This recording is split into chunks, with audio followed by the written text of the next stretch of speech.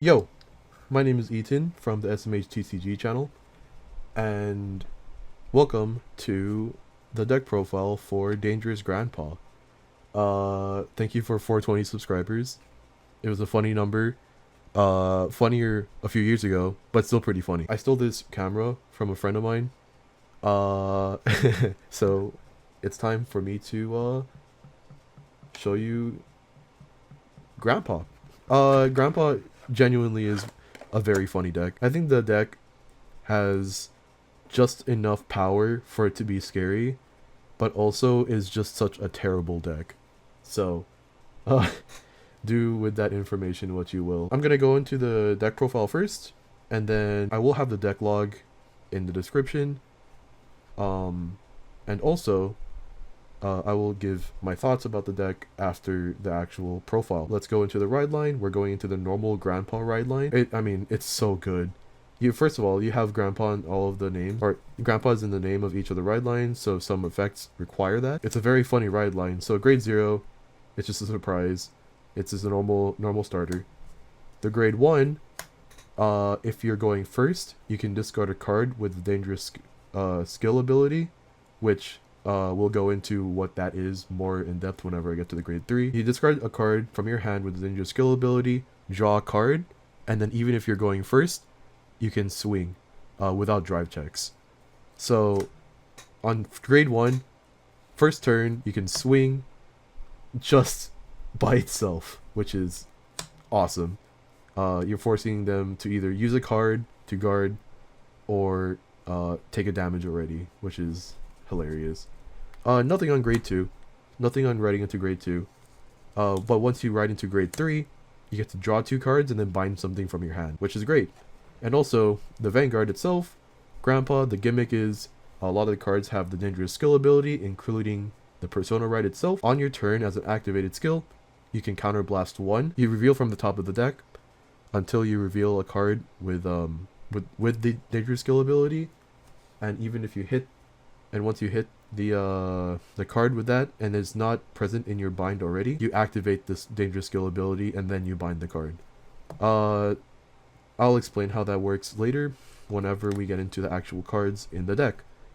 But that's pretty much it. Oh, and then you draw a card, so you don't actually like minus too much. The drawing the card is actually so good for the deck. Grandpa is it's just so fun. On a good turn, you get 5 swings, and a triple drive, or drive plus 1. So pretty good. Let's get into the cards. We're gonna start off with the Persona Ride itself.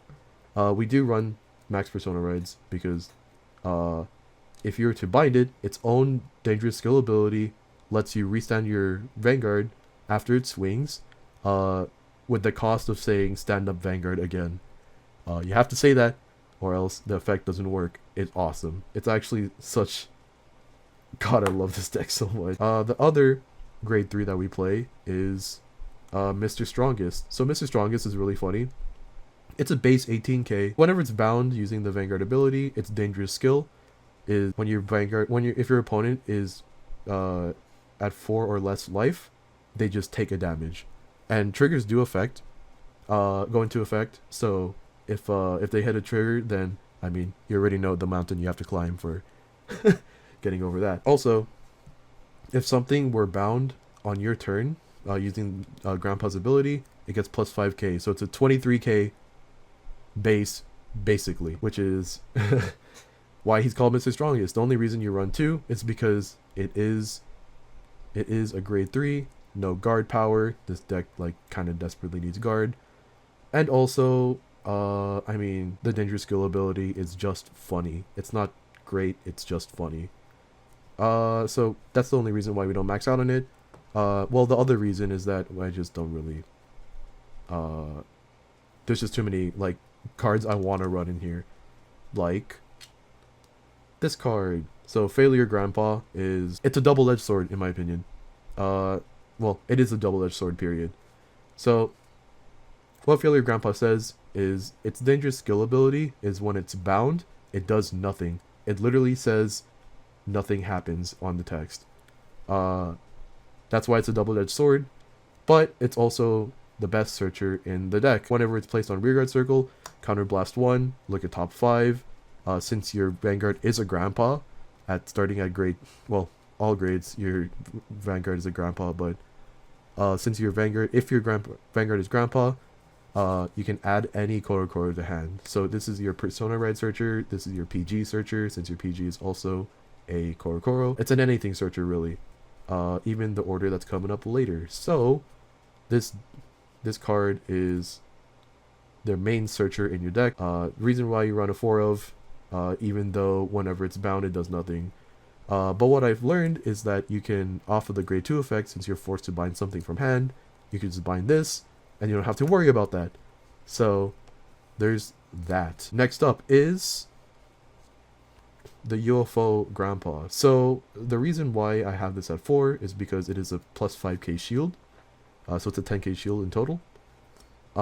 Its dangerous skill ability is that it gives your Vanguard drive +1 and plus 5k. Well, that's pretty much it. That's like the only reason we run the 4 of here. I would cut this down to 2. I just don't know what to replace it with because all the other grandpa cards are kind of cheeks. We're making up for Mr. Strongest not having any guard power. Plus 10k shield is pretty good. And yeah, that's pretty much the only reason why we run it at 4. As a note, this list is not final. The only reason I'm uploading this now without like really testing it too much is because I wanted to get this video out for 420 subscribers and it's kind of nearing it. If you're watching this version of the video, then I haven't really tested out other cards in the deck. So next card is V Grandpa. So the only reason we run 2 of these is because, well, the dangerous skill ability is very funny. If you're at 5 damage or more, you can, the cost, say major comeback, you target one of your rear guards, and if that attack hits, you win the game no matter what. So that's awesome. But normally, even if you don't get that effect off, the dangerous skill ability is whenever you bind it, it also gives something plus 15k. So that's still pretty good. The only reason I run this at 2 is because of that one gimmick. Whenever it swings, it gets plus 5k. So on the restand, it gets plus 10k on its second swing, which is pretty good. It's pretty good. So the next card is the lateefa reprint. It is searchable off of the other grade 2 because it is a Korokoro. So that's pretty nice. And it is lateefa, which is also a really good card. And of course, it is only activatable by the order. So thankfully, Korokoro itself has an order that's like incredible. The order says look at top 5, add a Korokoro to hand, and since you play an order, lateefa is activated, which again, lateefa is look at top 5, call something, or add an order. So I mean, incredible card, incredible 2 cards all around. The next card is the author. It's the author. The author is your restander. It restands regards. What it says, it does not. It's the only card in here that does not have a dangerous skill ability. Same with the lateefa reprint and the Korokoro order. What this says is whenever you call out the author, Soul Blast 1, choose 2 units from your drop with the dangerous skill ability.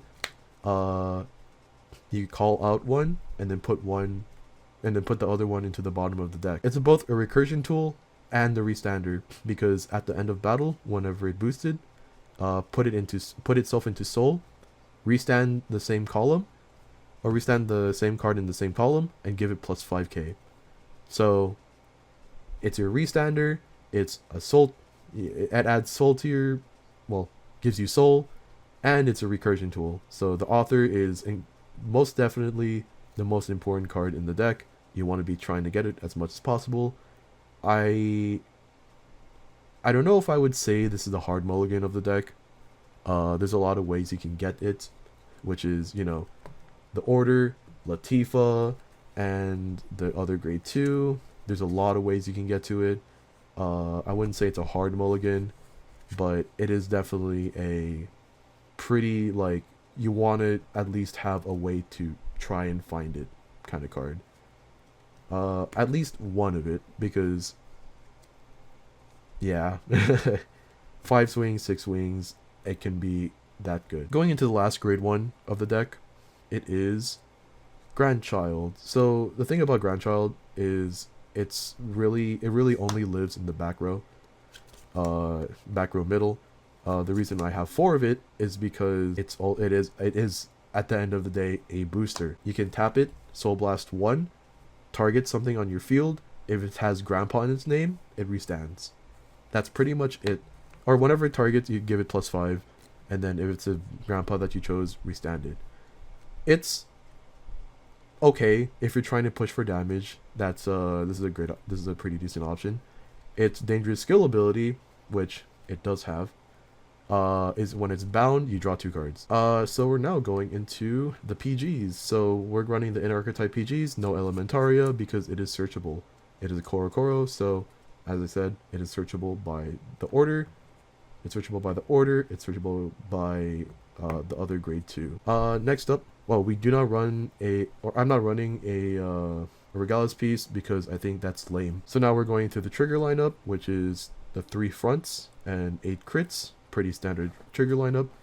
Thankfully, these are effect triggers, which makes things a little bit easier. So the 3 fronts, these aren't crits, these are heals. Well, we are running 4 normal heals, I should say. And archetype heals as well. Not really an important detail, but it is a detail that I want to mention because, I mean, they're funny. And then the OT is the Korokoro OT. It is halfway a red OT, halfway a blue OT. So you can either give something a crit or give it the red OT thing where you can pick something that's standing to restand it after it attacks. Thoughts about the deck. I still need to test out some of the other cards. There's some cards I really hate, like the Printable, and there's some cards I want to try different ratios of, just for their dangerous skill ability. The reason why I chose these cards in specific to keep in the deck is because I value their dangerous skill ability. Like the extra damage off Mr. Strongest is pretty nice because this deck, even though it can cap out at 5 swings, does not really bring up too many numbers.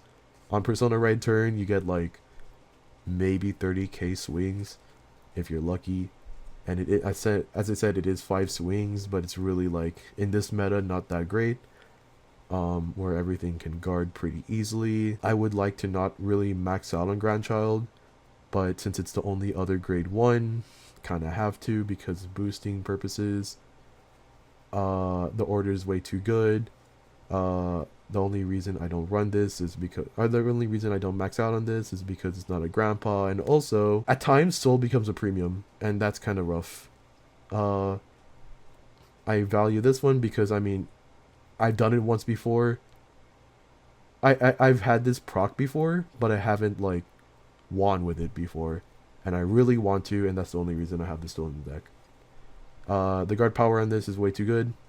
However, if I were to really test out other cards in the deck, it would probably be Gebe, the cat. I would probably cut 2 of these for 2 copies of the cat, and if not, maybe 2 copies of Grandchild for something else, but I don't know, we'll see how that goes. But again, I haven't really tested it, so I'm not really entirely sure. This is just kind of like a list that I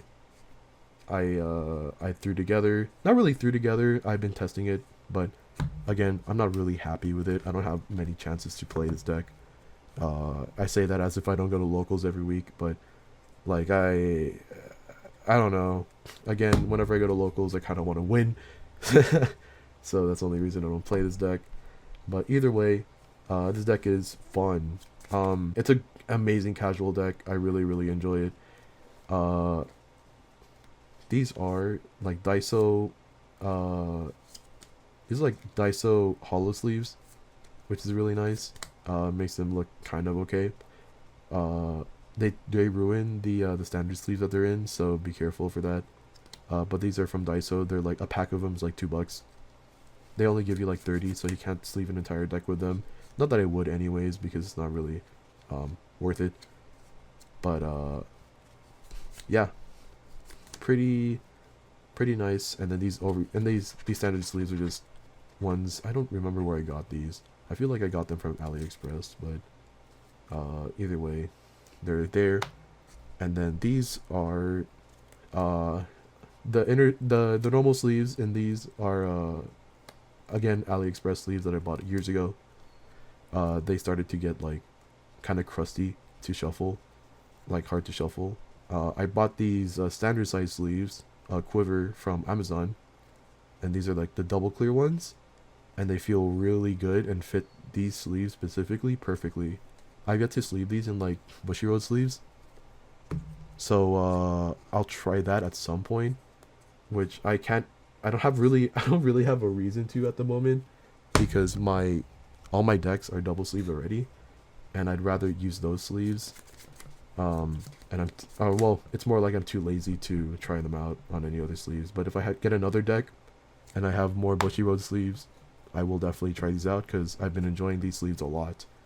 And it's the only reason I got brought back to this deck, really, is because I've been having a lot of fun with these sleeves. Using standard sleeves as over sleeves, kinda. But yeah, that's that. Again, the deck log will be in the description. If you have any questions, you may do so in the comments. And have a great day.